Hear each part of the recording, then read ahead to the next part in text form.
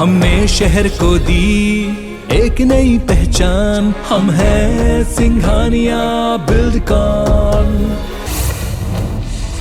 PM Narendra Modi ने गुजरात के गठीला जूनागढ़ में उमिया माता मंदिर के 14वें स्थापना दिवस समारोह में हिस्सा लिया। वीडियो कॉन्फ्रेंसिंग के जरिए वो इसमें जुड़े थे। इस मौके पर उन्होंने कहा कि उमिया माता के आशीर्वाद से हम गुजरात के विकास का निरंतर प्रयास कर रहे हैं, जन भागीदारी से सफलता में योगदान दे रहे हैं।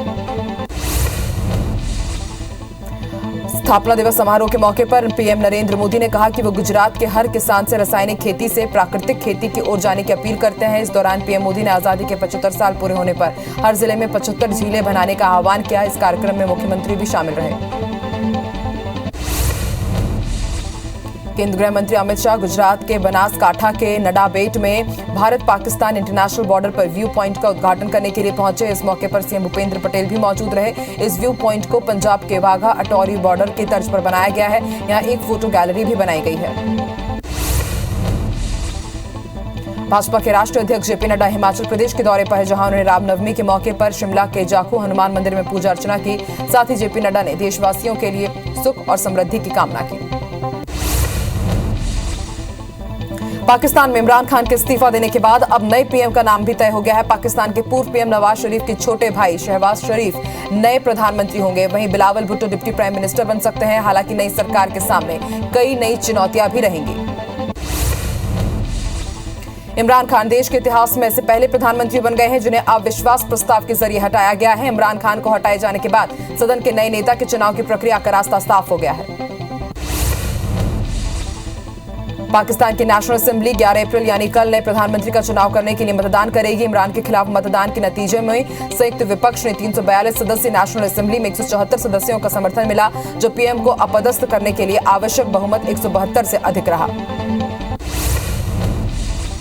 आर्थिक संकट से जूझ रही श्रीलंका के खजाने में सिर्फ 5,000 करोड़ रुपए की विदेशी मुद्रा है। इस बीच श्रीलंका के वित्त मंत्री अली साबरी ने कहा कि उनके देश को लगभग 22,000 करोड़ रुपए की जरूरत है, जिससे ये स्थिति से निकला जा सके। साबरी ने आईएमएफ से मदद की अपील की है। श्रीलंका में प्रदर्शन का दौर जारी है। सेना और पुलिस ने प्रधानमंत्री महिंदा राजपक्षे के निवास की ओर जाने वाले सभी रास्तों को बंद कर दिया है। कोलंबो स्थित अमेरिकी दूतावास के सामने जमा हुए प्रदर्शनकारियों का कहना था कि अमेरिका श्रीलंकाई प्रधानमंत्री महिंदा राजपक्षे की अमेरिका में संपत्ति को फ्रीज करे। रूस यूक्रेन जंग के बीच ब्रिटेन के प्रधानमंत्री बोरिस जॉनसन अचानक कीव पहुंचे। यहां उन्होंने राष्ट्रपति ज़ेलेंस्की से मुलाकात की। इसके बाद कहा कि मैंने अपने दोस्त ज़ेलेंस्की को भरोसा दिया है कि वो खुद को अकेला ना समझे। इससे पहले रूसी सेना ने यूक्रेन के मिरहोरोद एयरबेस पर हथियार डिपो जो बना हुआ था उस पर हमला किया। अमेरिकी राष्ट्रपति जो बाइडेन के राज में भारत और यूएस की पहली अहम रणनीतिक वार्ता होनी है। दोनों देशों के रक्षा और विदेश मंत्री बातचीत की टेबल पर मिलेंगे। भारत और अमेरिका के बीच चौथे दौर की 2+2 वार्ता 11 अप्रैल यानी कल वॉशिंगटन में होने जा रही है। ये वार्ता 2020 से ही टलती जा रही थी। उत्तर प्रदेश के मुख्यमंत्री योगी आदित्यनाथ ने गोरखपुर के जंगल कोडिया क्षेत्र में आरोग्य मेले का उद्घाटन किया। जन आरोग्य मेले का शुभारंभ होने से एक ही स्थान पर लोगों को डॉक्टर, डायग्नोस्टिक और दवाई की सुविधा मिलेगी। उत्तराखंड के मुख्यमंत्री पुष्कर सिंह धामी ने रामनवमी पर अपने निवास में राम जी की पूजा अर्चना की। इस दौरान उन्होंने कन्या भोज भी कराया। साथ ही प्रदेशवासियों को रामनवमी की शुभकामनाएं दी। उज्जैन के महाकाल मंदिर में रॉबर्ट वाड्रा पहुंचे, जहां उन्होंने बाबा महाकाल के दर्शन किए और साथ ही पूजन अभिषेक किया। रॉबर्ट वाड्रा कांग्रेस की राष्ट्र महासचिव प्रियंका गांधी वाड्रा के पति हैं।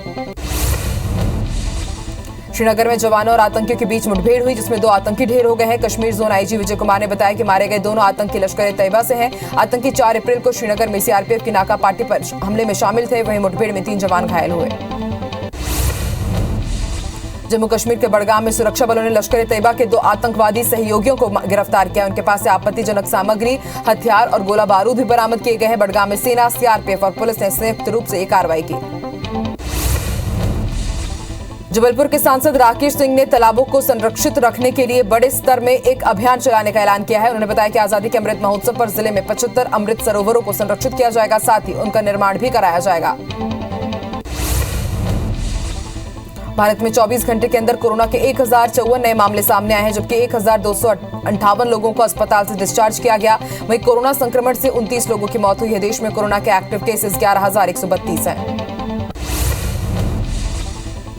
श्रीनगर स्थित नेशनल इंस्टीट्यूट ऑफ टेक्नोलॉजी में शनिवार को 24 छात्र कोरोना पॉजिटिव पाए गए हैं। ये पिछले 2 महीनों से कश्मीर घाटी में कोरोना के मामलों में सबसे बड़ी संख्या है। ब्लॉक मेडिकल ऑफिसर हजरत बल ने इसकी जानकारी दी है। 47 छात्रों का टेस्ट किया गया था।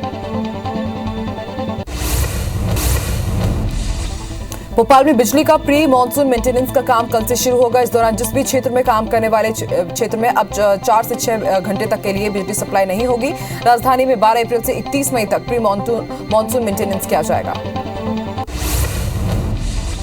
भोपाल के आंगनबाड़ियों के समय में बदलाव किया गया है। अब आंगनबाड़ी सुबह 8 से दोपहर 11:30 बजे तक संचालित होंगी। बढ़ती गर्मी को देखते हुए कलेक्टर ने यह आदेश जारी किए हैं। हालांकि आंगनबाड़ी संचालिका का समय सुबह 8 से दोपहर 3 बजे तक होगा।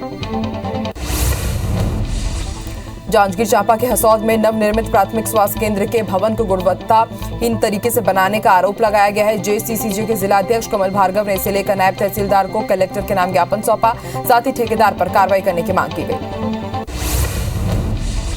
रायपुर में स्वास्थ्य विभाग ने डॉक्टरों और स्वास्थ्य कर्मियों को नोटिस जारी किया। विभाग ने हड़ताल को लेकर चेतावनी दी है। साथ ही इसे नियम विरुद्ध बताते हुए उनकी छुट्टियों को कैंसिल कर दिया है। डॉक्टर्स ने 11 अप्रैल से हड़ताल की घोषणा की है।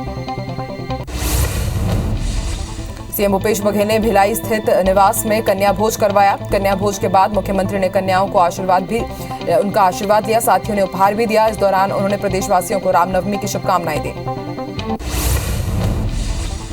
भोपाल में चिकित्सा शिक्षा मंत्री विश्वास सारंग ने बताया कि प्रदेश में 18 साल से 59 साल के लोगों को बूस्टर डोज लगना शुरू हो गया है। ये पूरी तरह से स्वैच्छिक है। जिन्हें लगवाना है वो निजी सेंटर्स पर जाकर बूस्टर डोज लगवा सकते हैं। प्रदेश में बूस्टर डोज की कीमत 336 रुपए है। कोरबा में वन विभाग की टीम ने अवैध रूप से सांप का प्रदर्शन कर रहे कुछ लोगों पर कार्रवाई की है। कार्रवाई के दौरान कई सांपों को उनके कब्जे से मुक्त कराया गया। वहीं एसडीओ ने बताया कि जल्द ही सांपों को विचरण के लिए मुक्त किया जाएगा। जगदलपुर में अपराधों की रोकथाम के लिए पुलिस ने 5 बदमाशों की लिस्ट बनाई है जिन्हें जिला बदर किया जाएगा। दरअसल गिरफ्तार किए गए आरोपी चोरी समेत लोगों से मारपीट की घटना को अंजाम देते थे, जिसके कारण एसपी ने जिला बदर करने का फैसला लिया। खरोड़ा में जवारा विसर्जन पर प्रदेश के खनिज अध्यक्ष गिरीश देवांगन भी शामिल हुए। इस दौरान अध्यक्ष विसर्जन की टोली के साथ नाचते गाते और महामाया के जयकारे लगाते हुए नजर आए। मौके पर उन्होंने प्रदेशवासियों के मंगल की कामना की। वहीं प्रदेश की लोक गायिका छाया चंद्राकर भी मौजूद रहीं। गरियाबंद में यूनिसेफ और युवाओं ने टीकाकरण जागरूकता अभियान चलाया। इस दौरान कुछ युवतियों ने दुर्गा माता के रूप में लोगों से टीका लगवाने की बात कही। और आपको बता दें, गरियाबंद में 6% लोगों ने पहला टीका अब तक नहीं लगवाया है। भारत में हैकर्स ने 30 घंटे के अंदर तीसरे सरकारी अकाउंट के साथ छेड़छाड़ की। यूपी सीएम दफ्तर मौसम विभाग के बाद हैकर्स ने यूजीसी इंडिया के ट्विटर अकाउंट को हैक कर लिया। इस दौरान यूजीसी अकाउंट से करीब 50 से ज्यादा ट्वीट किए गए। हैकर्स ने सुबह 5 बजे अकाउंट को हैक किया था, जिसे अब रिस्टोर कर लिया गया है। वन विभाग में सरकारी नौकरी के नाम पर ठगी का मामला सामने आया है। आरोपी ने वन विभाग में बाबू के पद पर सीधी भर्ती के नाम पर 4.5 लाख रुपए लूट लिए। मामले में पूछताछ के बाद पीड़ित ने इसकी शिकायत दर्ज कराई, जिसके बाद राखी थाना पुलिस ने आरोपी के खिलाफ धोखाधड़ी का मामला दर्ज कर मामले की जांच शुरू कर दी है।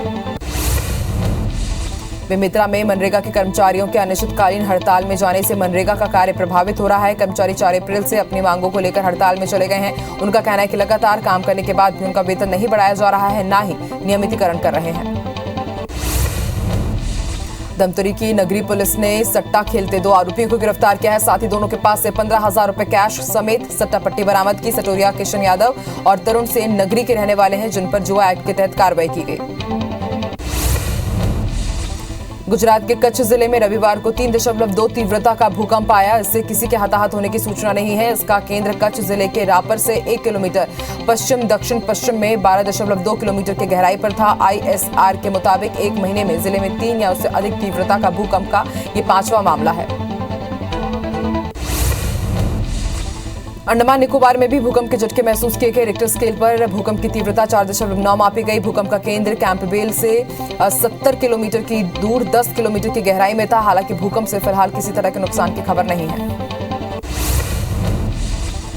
जांजगीर चांपा के ढबरा में बुजुर्ग महिला की बेरहमी से हत्या के आरोपी को गिरफ्तार किया है पुलिस ने और उसे न्यायिक हिरासत में जेल भेज दिया गया है। आरोपी सनकी युवक ने बुजुर्ग महिला से दुष्कर्म किया था और विरोध करने पर वारदात को अंजाम दिया था। वहीं घटना का सीसीटीवी फुटेज भी सामने आया है।